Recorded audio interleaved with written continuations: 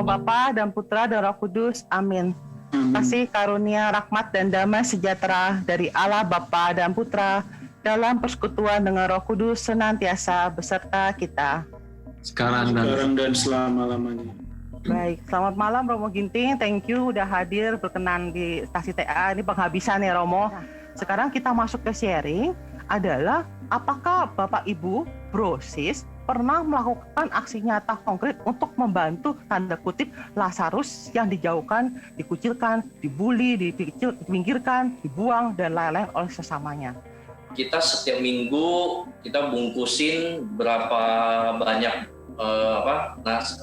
nasi bungkus gitu ya dengan lauk pauk segala macam.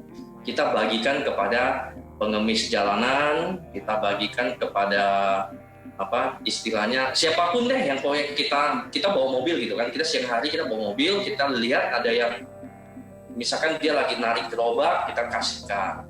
Kita seringkali mungkin ada suatu waktu atau suatu malam kita kepengen makan nih, contoh nih kepengen makan KFC, Yudit lapar kali ya, jadi kepengen makan KFC ya, tapi kita pikir kayaknya kita nggak harus sama dia makan KFC ya, jadi kita coba mencari contoh ojek online lah di luar sana ya, pasti kan banyak yang pasti ya mungkin butuh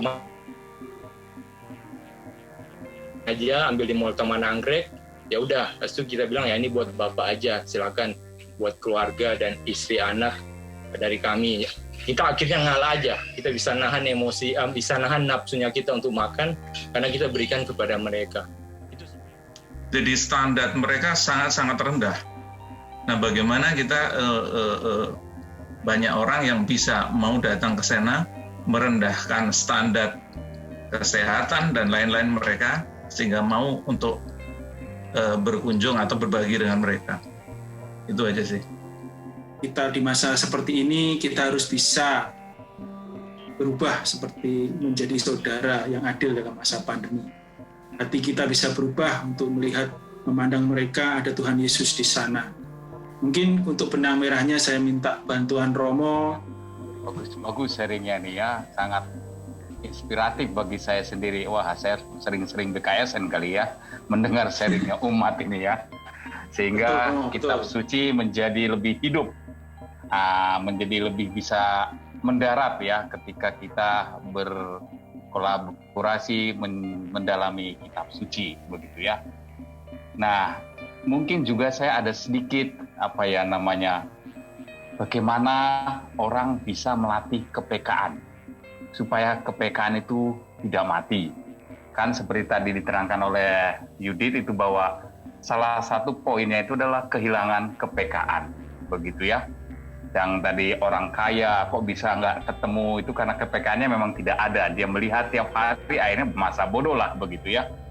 Nah, saya kadang-kadang belajar bagaimana sih supaya itu tidak terjadi. Ada pengalaman kecil ketika saya berjalan-jalan dengan seorang bruder. Nah, bruder ya. Saya menyetir, bruder saya di samping. Lalu di perhentian di lampu merah begitu, ada orang yang menawarkan koran. Begitu ya. Sederhana saja sebetulnya. Korannya ya 5.000 doang sih. Nggak seberapa begitu. Tapi saya bilang, enggak. Karena apa? Di rumah saya sudah langganan koran. Jadi saya pikir sangat realistis sekali untuk apa beli koran 2 kali. Atau di rumah sudah ada. Tetapi bruder di samping saya tidak, mari. Saya beli 1. Nah, dibelilah oleh bruder itu 5.000 dari uang parkiran itu yang ada di box di mobil itu.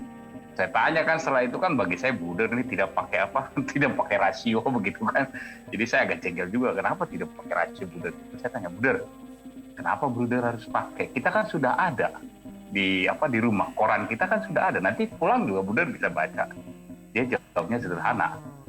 Saya bukan masalah korannya, tetapi bagaimana saya membantu orang tersebut. Karena orang tersebut pasti juga mencari makan.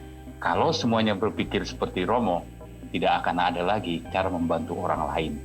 Jadi saya membeli bukan karena saya butuh, tapi karena saya ingin membantu. Dari situ saya bilang, iya juga ya.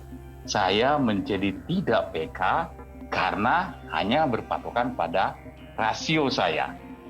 Bukan masalah hati nurani saya memberi apa. Saya tahu orang itu butuh. Saya tahu juga 5.000 tidak ada artinya sebetulnya kan. Tapi karena rasio saya bilang untuk apa? Jadi saya akhirnya kepekaan saya mati dengan sendirinya. Dan rupanya Bluder itu juga belajar banyak. Setiap pergi itu dia di boxnya itu banyak duit recehan yang mungkin bagi kita sih nggak ada apa-apanya gitu ya.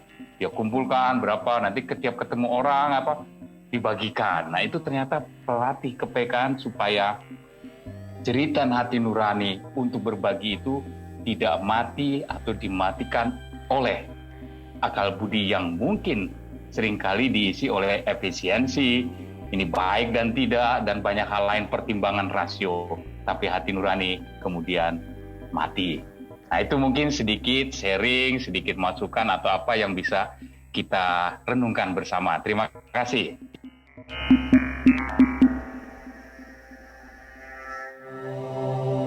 Buat kami